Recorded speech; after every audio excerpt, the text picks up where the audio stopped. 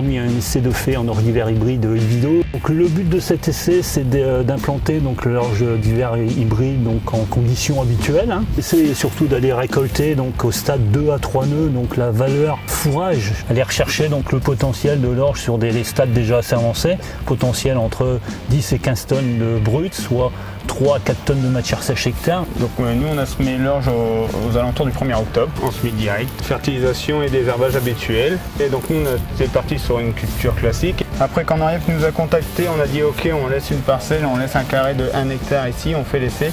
L'avantage que je trouve c'est que demain si je suis en manque de fourrage au printemps, je suis capable de dire bon ok, cette partie d'orge là, je l'encile et je suis sûr de faire une moisson derrière. Même si le rendement est un peu moindre, j'aurai une moisson plus du fourrage à côté. Aujourd'hui, on est arrivé à 3,4 tonnes de matière sèche hectare sur un produit qui a été donc fauché, préfané, c'est ça Nicolas? Oui.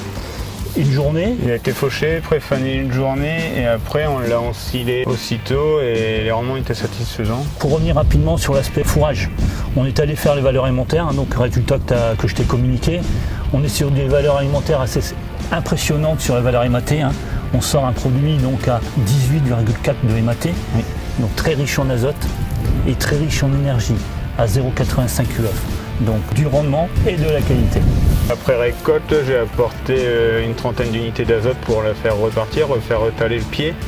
Et on a eu des conditions pas tout à fait favorables à démarrage. Après on a eu une pluie, donc ça a permis de repartir assez vite. La clé de la réussite, c'est la pluviométrie, donc tu as refertilisé. On a eu de la pluie, on va dire 8 jours après, c'est ce que tu viens de préciser.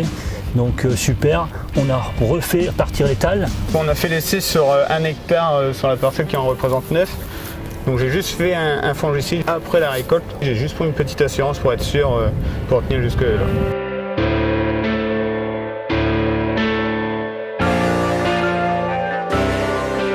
Donc on est le 22 juillet, on vient de récolter cet essai, donc on va pouvoir faire le bilan. Nicolas, on est arrivé donc à la coopérative, au silo, on a balé, on a pesé. Donc j'ai pesé. Si on peut déjà annoncer un petit peu la première tendance en résultat. Donc là pour ce qu'on a fait l'essai, on est à 50 quintaux de moyenne à l'hectare. Donc 50 quintaux, donc c'est sûr que c'est peut-être pas l'espérance de ce qu'on attendait.